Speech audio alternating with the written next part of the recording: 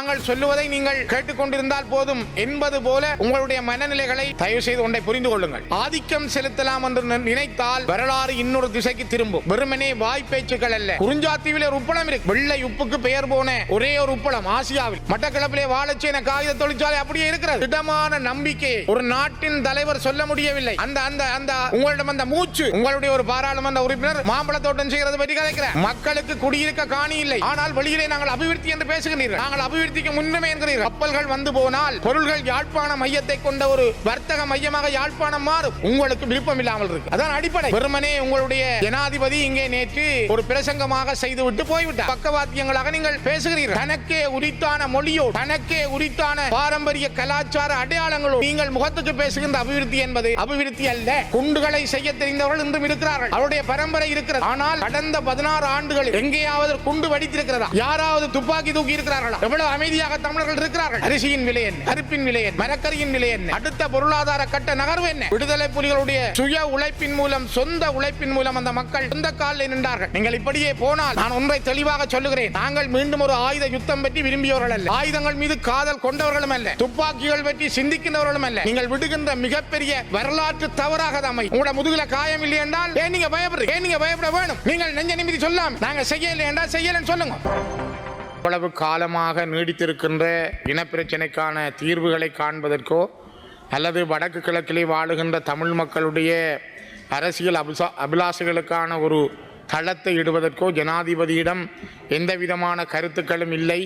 இந்த நாட்டிலே இருக்கின்ற இப்பொழுது ஆட்சி செய்கின்ற தலைவர்களிடம் அது பற்றிய தூர பார்வை, தூர நோக்கு இல்லை என்பதை தெளிவாகவே இந்த விடயங்கள் சொல்லுகின்றன. குறிப்பாக நேற்று கொண்டு வரப்பட்ட வரவு செலவு திட்டத்தில் 10 பங்காக அது இருந்தால் கிட்டத்தட்ட 1.5 பங்கு ஒரு யுத்தம் இல்லாத நாட்டிலே பாதுகாப்பு துறைக்கு ஒதுக்கப்பட்டிருக்கிறது. பாதுகாப்பு, பொது பாதுகாப்பு என்ற அடிப்படையில் கிட்டத்தட்ட 1.5 பங்குகள். ஆனால் இந்த நாட்டினுடைய மொத்தம் 10 பங்குகளில் அரை பங்கு தான் கல்விக்கு ஒதுக்கப்பட்டிருக்கிறது. அப்படி என்றால் இந்த நாட்டிலே கல்வியை நீங்கள் எடுத்துக்கொள்கிற விதம் என்ன? நீங்கள் ஒரு யுத்தம் இல்லாத, சண்டை இல்லாத அல்லது வேறு நாடுகளோடு சண்டை பிடிக்காத இந்த நாடு ஏன் இந்த 1.5 பங்குகளை கிட்டத்தட்ட மொத்த 100 வீதத்திலே 15 வீதம் வரையான ஒதுக்கீடுகளை நீங்கள் பாதுகாப்பு துறைக்கு ஒதுக்கி இருப்பதன் மூலமே உங்களுடைய உண்மை முகங்கள் மிக தெளிவாக தெரிகிறது. மொத்த ஒதுக்கீடுகளில் அதிகமான ஒதுக்கீடு பாதுகாப்பு துறைக்கே இருக்கின்றது. கல்வித்துறைக்கு ஒரு 5 வீதம் ஒதுக்கப்பட்டிருக்கிறது. அப்படியானால் இந்த நாட்டில் நீங்கள் அடுத்த டிஜிட்டலை பற்றி பல பேர் பேசுகின்றீர்கள். நாங்கள் அதை செய்கிறோம், இதை செய்கிறோம், முன்னேற்றங்கள் என்று சொல்கிறீர்கள். ஆனால் கல்வித்துறைக்கு உங்களுடைய ஒதுக்கீடு 5 வீதம். எப்படி நாடு வளர முடியும்? நாட்டினுடைய சுய பொருளாதாரம் எப்படி வளர முடியும்? பிள்ளைகளுடைய எதிர்காலம் எப்படி இருக்க முடியும்? அது ஒரு புறமானது. ஆனால் நேற்று ஜனாதிபதி ஒரு சுவாரஸ்யமான செய்தியை சொன்னார். நாங்கள் மாகாண சபை தேர்தல்களை நடத்துவதற்கு 10,000 மில்லியன் ரூபாக்களை நாங்கள் ஒதுக்கி இருக்கிறோம் என்று. ஆனால் தேர்தல் நடப்பது பற்றி நாங்கள் பிறகு பேசலாம். அது எந்த முறையிலே நடத்துவது பற்றி பேசலாம். அது பற்றி இருக்கின்ற கட்சிகள் எல்லாம் சேர்ந்து முடிவெடுக்கலாம். கௌரவ பிரதி சபாநாயகர் அவர்களே, இந்த நாடாளுமன்றத்திலே அதிகமான ஆசனங்களை கொண்டவர்கள், 159 ஆசனங்களை கொண்டவர்கள் நீங்கள். இந்த என்பிபி அரசிடம் 159, 3/2 பெரும்பான்மை உண்டு.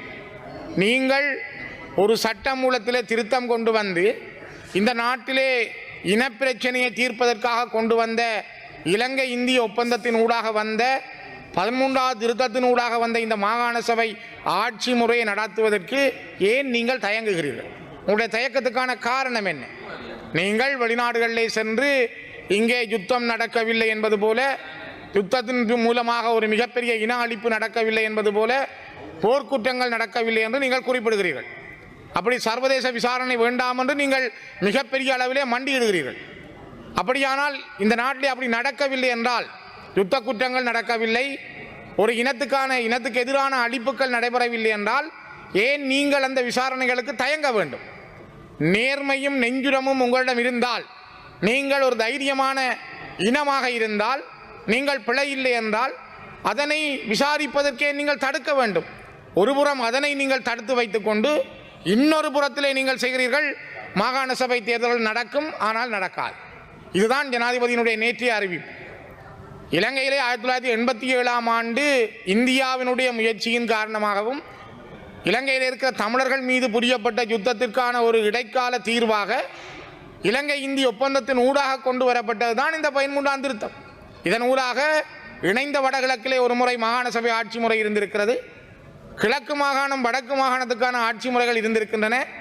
இந்த ஆட்சி முறைகள் நிறுத்தப்பட்ட 5 ஆண்டுகள் முடிவுற்றிருக்கிறது. ஆனால் இன்னும் இந்த நாட்டிலே மாறி மாறி வருகின்ற நீங்கள் அந்த மாகாண சபை தேர்தலை நடத்த பின்னடிக்கிறீர்கள்.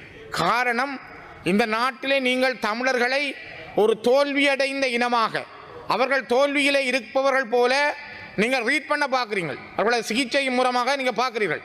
அவர்களை ஒரு தோல்வியின் மனப்பாங்கிலேயே வைத்திருந்து கொண்டு நாங்கள் சொல்லுவதை நீங்கள் கேட்டுக்கொண்டிருந்தால் போதும் என்பது போல உங்களுடைய மனநிலைகளை நாங்கள் பார்க்க முடிகிறது. ஆனால் இது ஒரு நல்லதல்ல. இது இந்த நாட்டுக்கும் மக்களுக்கும் நாளை இந்த நாட்டினுடைய எதிர்காலத்துக்கும் ஒரு யதார்த்தமான நல்ல நிலையை தரப்போறதல்ல. தயவு செய்து ஒன்றை புரிந்து கொள்ளுங்கள். இது ஒரு நீண்டகால பிரச்சனை, இன்று நேற்றல்ல. 80 ஆண்டுகளுக்கு மேலாக தமிழர்கள் தங்களுடைய உரிமைக்காக போராடுகின்ற ஒரு இனம். அவர்கள் ஒரு தேசிய இனம். தங்களுக்கே உரித்தான தமிழ் பேசும் மக்களுடைய மொழி, பண்பாடு, கலாச்சாரம், நிலம், வரலாற்று ரீதியான நிலம், அடையாளங்களை கொண்ட ஒரு இனம். நீங்கள் அவர்களை அடக்கி வைத்துக்கொண்டு, நீங்கள் அவர்களை ஒரு யுத்தத்திலே தோற்று போன இனமாக நினைத்து கொண்டு மாறி மாறி வருகின்ற ஒவ்வொருவரும் நீங்கள் உங்கள் தமிழர்கள் மீது ஆதிக்கம் செலுத்தலாம் என்று நினைத்தால் வரலாறு இன்னொரு திசைக்கு திரும்பும்.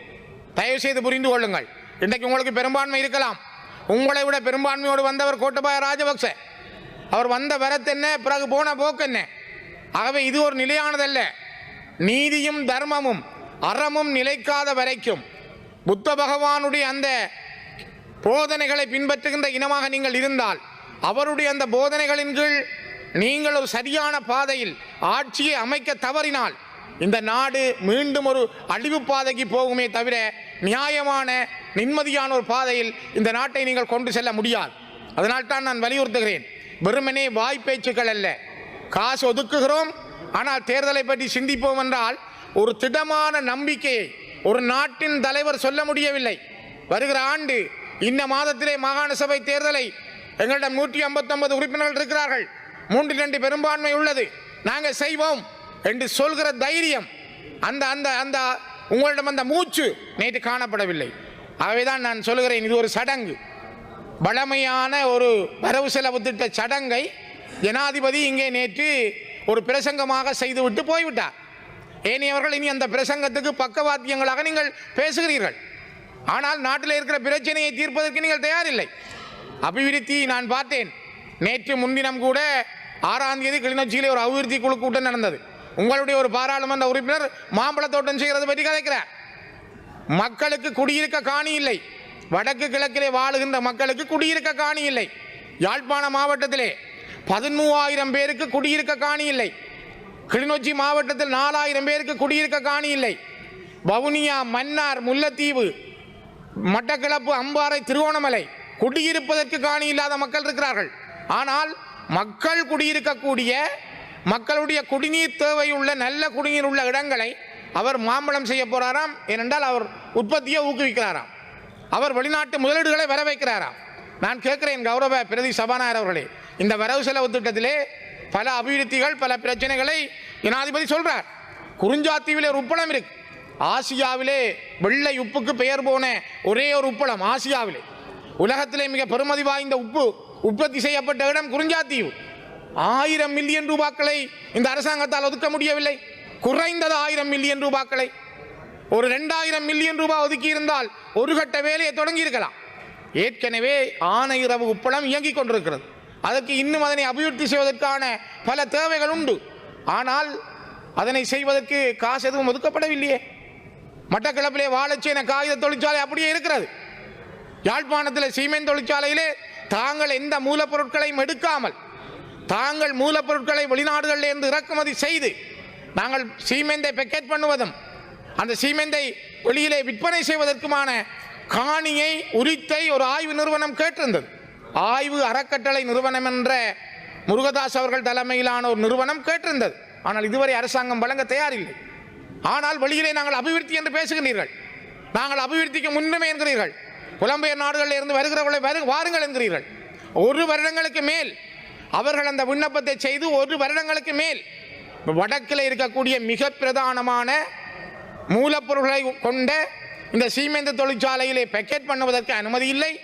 குறிஞ்சாத்தீவு உப்பளம் ஓராண்டு கடந்திருக்கிறது, உங்களால் ஒரு 1000 மில்லியன் ரூபாய் ஒதுக்க முடியவில்லை. ஆனர உப்பளத்தை அபிவிருத்தி செய்வதற்கு காசு ஒதுக்கப்படவில்லை. காங்கேயம் பாலச்சேனை காகித தொழிற்சாலையை அபிவிருத்தி செய்வதற்கு உங்களிடம் கருத்துக்கள் இல்லை. அப்படியானால் என்ன உற்பத்தி, என்ன வேலை, யாருக்கு நீங்கள் என்ன செய்ய போறீர்கள்? வெறுமனே உங்களுடைய சில பாராளுமன்ற உறுப்பினருடைய தேவைக்காக நீங்கள் மாம்பழமும் விழாப்பழமும் செய்கிற உற்பத்திகளை தான் அபிவிருத்தி என்று கருதுகிறீர்களா இந்த நாட்டில்? தயவு செய்து சிந்தியுங்கள். நாங்கள் அதான் கேட்டோம். காங்கேசந்துறை துறைமுகத்தை அபிவிருத்தி செய்து இந்தியா அதுக்கு முழுமையான காசை வழங்க தயாராக இருக்கிறது. அது கிராண்ட் உங்களுக்கு இனாமாக வழங்குகிறது இந்தியா. அந்த காசின் மூலம் அதனை அபிவிருத்தி செய்து இந்தியாவிலிருந்து கப்பல்கள் வந்து போவதில் இருந்து இந்திய பொருட்களும் சரி இலங்கை பொருட்களும் செல்வதற்கான மிகப்பெரிய ஒரு வாய்ப்பாக அந்த துறைமுகத்தை அபிவிருத்தி செய்யுங்கள் என்று கேட்டோம். ஆனால் உங்களுக்கு அது விருப்பம் இல்லை. ஏனென்றால் துறைமுகம் அபிவிருத்தி அடைந்தால், கப்பல்கள் வந்து போனால், பொருள்கள் யாழ்ப்பாண மையத்தை கொண்ட ஒரு வர்த்தக மையமாக யாழ்ப்பாணம் மாறும். அது உங்களுக்கு விருப்பம் இல்லாமல் இருக்கிறது. அதான் அடிப்படை. நீங்கள் திருவோணமலையிலும் சிகிரியாவிலும் பலாலி சர்வதேச விமான நிலையத்தையும் சேர்த்து 1000 மில்லியன் ரூபாய் ஒதுக்கியதாக ஜனாதிபதி நேற்று சொன்னார். பலாலி சர்வதேச விமான நிலையத்திலே ஒருவர் 15 கிலோவுக்கு மேல் கொண்டு வர முடியாது. இது சர்வதேச விமான நிலையம். 15 கிலோ பொருளோடு தான் அவர் வரலாம். ஆனால் 80 பேருக்கு மேல் விமானம் கொண்டு வர முடியாது. அப்படி என்றால் அது சர்வதேச விமான நிலையமாக ஏனைய நாடுகளுக்கோ அல்லது ஏனைய பிரதேசங்களுக்கு செல்வதற்கான அடுத்த கட்ட நகர்வு என்ன? பல தடவைகள் நாங்கள் இங்கேயே கேட்டிருந்தோம். அதன் ஓடுபாதையை விஸ்தரியுங்கள். அந்த காணிகளை நீங்கள் எடுத்துக்கொண்ட காணிகளுக்கான நிவாரணங்களை இந்த மக்களுக்கு வழங்குங்கள். நீங்கள் அந்த விமான நிலையத்தை இன்னும் விஸ்தரித்து அதனுடைய பெரிய விமானங்கள் வந்திறங்கக்கூடிய வகையிலே அதனை ஒரு சர்வதேச தரத்துக்கு மாற்றுங்கள். ஆனால் அதுக்கு இந்த நாட்டுக்கு விருப்பம் இல்லை. நீங்கள் போலியாக பேசுகின்ற அபிவிருத்தி அல்லது நீங்கள் முகத்துக்கு பேசுகின்ற அபிவிருத்தி என்பது அபிவிருத்தி அல்ல. தயவு செய்து புரிந்து கொள்ளுங்கள். காங்கேசந்துறை தொழிற்சாலையினுடைய காங்கேசந்துறை துறைமுகத்தினுடைய அபிவிருத்தியாக அமையலாம். பலாலி விமான நிலையம் விஸ்தரிக்கப்பட்டால் அபிவிருத்தியாக இருக்கும். குறிஞ்சாத்தீவு உருவாக்கப்பட்டால் அபிவிருத்தியாக இருக்கும். ஆனகர் அபிவிருத்தி செய்யப்பட்டால் அபிவிருத்தியாக இருக்கும். வாழைச்சேனையிலே அபிவிருத்தி நடந்தால் அது அபிவிருத்தியாக மாறும். ஆனால் நீங்கள் இந்த நாட்டில் இருக்கிற வளங்களை விற்பதற்கு தயாராகிறீர்கள். காணிகளை விற்க நீங்கள் தயாராகிறீர்கள். வாருங்கள் வாருங்கள் என்கிறீர்கள். நீங்கள் சுற்றுலா பயணிகளால் எங்களுக்கு இவ்வளவு வருதுன்னு சொல்றீர்கள். இங்கிருக்கின்ற சுற்றுலாவை நீங்கள் காண்பிப்பது நல்ல. சுற்றுலா பயணிகள் வருவதால் அந்நிய செலாவணி வருவது ஒரு நாட்டினுடைய வருமானமாக இருக்கட்டும். ஆனால் அதுதான் நிரந்தர வருமானம் அல்ல. முதலிலே இந்த நாடு ஜப்பானியர்கள் சொந்த காலிலே நின்றது போல, சிங்கப்பூர் மக்கள் தங்களுடைய சொந்த உழைப்பிலே நின்றது போல, மக்களுடைய சொந்த காலில் நிற்கின்ற நாடாக இந்த நாடு மாற வேண்டும். உங்களுக்கு தெரியும் கௌரவ பிரதி சபாநாயகர் அவர்களே, தமிழீழ விடுதலை புலிகளுடைய ஆட்சி காலத்திலே யாழ்ப்பாணம், வன்னி, மட்டக்களப்பு பகுதிகள் இருந்த பொழுது பொருண்மிய நிறுவனம் என்பதற்கூடாக மிகப்பெரிய தூர நோக்கோடு விடுதலை புலிகளுடைய சுய உழைப்பின் மூலம், சொந்த உழைப்பின் மூலம் அந்த மக்கள் சொந்த காலில் நின்றார்கள். 14 ரூபாவுக்கு 1 கிலோ அரிசி வாங்கினார்கள். மக்கள் சுதந்திரமாக வாழ்ந்தார்கள், கல்வி கற்றார்கள், போய் வந்தார்கள், போக்குவரத்து இருந்தது. ஆனால் இன்றைக்கு அரிசியின் விலை என்ன, பருப்பின் விலை என்ன, மரக்கரியின் விலை என்ன, அடுத்த பொருளாதார கட்ட நகர்வு என்ன? நாடு பொருளாதாரம் தெங்கு, தேயிலை, அதனை விட ரப்பர் உற்பத்தியிலே என்ன வருமானம் பெறுகிறது? வளமையான வருமான கலாச்சாரத்திலிருந்து இலங்கை எவ்வளவு தூரம் விழுந்திருக்கிறது பின்னுக்கு. நீங்கள் வெறுமனே கட்டிடங்களை திறப்பதன் மூலம் நிதி பாயும் என்று நினைக்காதீர்கள். அது நிதி பாய்ச்சல் அல்ல, அது அபிவிருத்தி பாய்ச்சல் அல்ல. அது இந்த நாட்டில் ஒரு பார்வைக்கான ஒரு விமர்சனம். கலாச்சாரத்திலே நீங்கள் வயோதிபர்களுக்கு மாலை போடுவதும் அம்மாக்களை கட்டி கொஞ்சுவதும் மட்டும் நாட்டின் அபிவிருத்தி அல்ல. நாடு என்பது அந்த அம்மா மகிழ்ச்சியோடு இருக்கிறாரா, இந்த நாட்டில் இருக்கின்ற ஒவ்வொரு வயோதிபனும் தன்னுடைய சொந்த உழைப்பிலே வாழுகிறானா, அவன் வாழ்வதற்கு எந்த தடையும் இல்லை என்பதை உருவாக்குங்கள். தயவு செய்து கௌரவ பிரதி சபாநாயகர் அவர்களே, நான் ஒன்றை சொல்ல விரும்புகிறேன். முதலாவது, இந்த நாட்டிலே நீங்கள் இருக்கின்ற பிரச்சனையை தீர்ப்பதற்கு தயாராகுங்கள். நீங்களும் நாங்களும் இந்த நாட்டினுடைய பங்காளிகள். கௌரவ பிரதமர் அவர்கள் இருக்கிறார், பல உறுப்பினர்கள் இருக்கிறீர்கள். நீங்கள் ஒரு சோசலிசவாதிகள் என்று நான் நினைக்கிறேன். நான் பல யதார்த்தவாதிகளை பார்த்திருக்கிறேன், லிபரல்வாதிகளை பார்த்திருக்கிறேன். ஆனால் உங்களை சோசலிசவாதிகளாக நீங்கள் சொல்லிக் கொள்கிறீர்கள். இந்த சோசலிசம் என்ற ஒடுக்குமுறைக்கு எதிரான உங்களுடைய போராட்டம், நீங்கள் காலனித்துவத்துக்கு எதிரான உங்களுடைய போராட்டம், நவகாலனித்துவத்துக்கு எதிரான உங்களுடைய போராட்டம், நாங்கள் கொஞ்சம் கொஞ்சம் உங்களோடு அந்த எண்ணங்களை கொண்டவர்கள். அதனால்தான் நாங்கள் ஒரு தமிழ் பேசும் மக்களாக, தமிழர்கள், முஸ்லீம்கள் இந்த மண்ணிலே தொடர்ந்து நாங்கள் இந்த நாட்டில் ஒரு தீர்வுக்காக நாங்கள் கேட்கிறோம் உங்களிடம். ஆகவே இந்த தமிழ் பேசும் மக்களுடைய பிரச்சனையை, ஒடுக்குமுறைக்காக அந்த மக்களுடைய, ஒடுக்கப்பட்டிருக்கிற மக்களுடைய சுயநிர்ணய உரிமையை அங்கீகரிக்காத சோசலிசம் என்றால் அது என்ன சோசலிசம்? உங்களுடைய டில்வின் சில்வா அவரை கேளுங்கள், உங்கள் கட்சியினுடைய செயலாளர் நாயகம் அவரை கேளுங்கள், அல்லது ஜேவிபியினுடைய சாபர்களில் ஒருவர் அவரை கேளுங்கள். ஒடுக்குமுறைக்கு வாழுகின்ற மக்களுக்கான சுயநிர்ணய உரிமை என்றால் என்ன? ஒரு சுயத்தோடு வாழ்ந்த இனம் வடக்கும் கிழக்கிலும் தன்னுடைய பாரம்பரியமான வரலாற்று நில அடையாளங்களோடு, தனக்கே உரித்தான மொழியோடு, தனக்கே உரித்தான பாரம்பரிய கலாச்சார அடையாளங்களோடு வாழ்ந்த இனம் இன்று ஒடுங்கி நிற்கிறது, ஒடுக்கப்பட்டிருக்கிறது. ஆனால் அதை பற்றி பேசுகின்ற திராணி, தைரியம் இந்த நாட்டில் எந்த தலைவருக்கும் இல்லை. நீங்கள் இப்படியே போனால் நான் ஒன்றை தெளிவாக சொல்லுகிறேன், நாங்கள் மீண்டும் ஒரு ஆயுத யுத்தம் பற்றி விரும்பியவர்கள் அல்ல, ஆயுதங்கள் மீது காதல் கொண்டவர்களும் அல்ல, துப்பாக்கிகள் பற்றி சிந்திக்கின்றவர்களும் அல்ல. ஆனால் நீங்கள் அரசியல் தீர்வு என்பது இனிமேல் அவர்கள் கேட்க மாட்டார்கள் என்று நீங்கள் நினைத்தால் நீங்கள் விடுகின்ற மிகப்பெரிய வரலாற்று தவறாக அது அமையும். அதனால் தான் நான் குறிப்பிட விரும்புகிறேன், வெறும் சடங்காக வரவு செலவு திட்டம் வருவதில்லை. வரவு செலவு திட்டம் வருடாந்தம் சொல்லப்படுகின்ற ஒரு கொள்கை விளக்கம். இந்த நாட்டினுடைய மிகப்பெரிய பொருளாதார வல்லமையை, இந்த நாட்டினுடைய கொள்கையை அடுத்த ஆண்டிலே எவ்வாறு நாங்கள் நடைமுறைப்படுத்துவோம் என்பதை சொல்லுகின்ற மிகப்பெரிய ஒரு கொள்கை ஆவணம்தான் அந்த நாட்டினுடைய பாதீடு என்பது. ஆகவே பாதீடு எதிர்வரும் ஆண்டிலே வருகின்ற வருமானங்களையும் செலவினங்களையும் எவ்வாறு சமப்படுத்துவது என்பது மட்டுமல்ல, இந்த நாட்டில் இருக்கின்ற இனங்களுக்கு இடையில் எவ்வாறு ஒற்றுமை ஏற்படுத்தப்படும், இனங்களுக்கான பிரச்சனை எவ்வாறு தீர்க்கப்படும், இனங்களுக்கான நீதி எவ்வாறு வழங்கப்படும், கடந்த ஆண்டுகளில் நாங்கள் நடந்தவற்றிலிருந்து எவ்வாறு முன்னேறுவோம் என்பதை சொல்வதற்கான ஒரு இடம்தான் இந்த வரவு செலவு திட்டம். ஆனால் நீங்கள் கடந்த ஜெனீவாவில் நடைபெற்ற பிரேரணையில் கூட நீங்கள் போய் சொல்லியிருக்கிறீர்கள். நீங்கள் உங்களுடைய வெளியுறவுத்துறை அமைச்சரும் சொல்லுகிறார், நாங்கள் சர்வதேச விசாரணைக்கு தயாரில்லை. உங்களோட முதுகில் புண்ணில்லை என்றால், உங்களோட முதுகில் காயம் இல்லை என்றால் ஏன் நீங்கள் பயப்படுறீங்க? ஏன் நீங்கள் பயப்பட வேணும்? நீங்கள் நெஞ்ச நிமிதி சொல்லாமல் நாங்கள் செய்யலை என்றால் செய்யலைன்னு சொல்லுங்க. ஆனால் இதுவரை நல்லிணக்க ஆணைக்குழுவால் நீதி இந்த நாட்டிலே கிடைக்கப்பெறவில்லை, ஜனாதிபதி ஆணைக்குழுவால் நீதி கிடைக்கப்பெறவில்லை, உங்களாலும் நீதி கிடைக்காது என்றுதான் நாங்கள் இந்த நாட்களிலே நம்புகின்றோம். அதனால் தான் நாங்கள் மீண்டும் மீண்டும் வலியுறுத்துகிறோம், சர்வதேச சமூகம், நான் இந்த உயர்ந்த சபையினூடாக அந்த சமூகத்தில் ஒரு கோரிக்கையை வைக்கிறேன். இந்த நாட்டிலே நீதியை சிங்கள மக்கள் தரமாட்டார்கள், சிங்கள தலைவர்கள் அதற்கு விடமாட்டார்கள். ஆகவே சர்வதேச சமூகம் தமிழர்களுக்கான நீதியை வழங்க தயாராக வேண்டும். தமிழர்களுக்கான நீதி கிடைக்க வேண்டும் என்றால் அது ஒரு சர்வதேச தலையீட்டோடு மட்டும்தான் சாத்தியமானதாக மாறும்.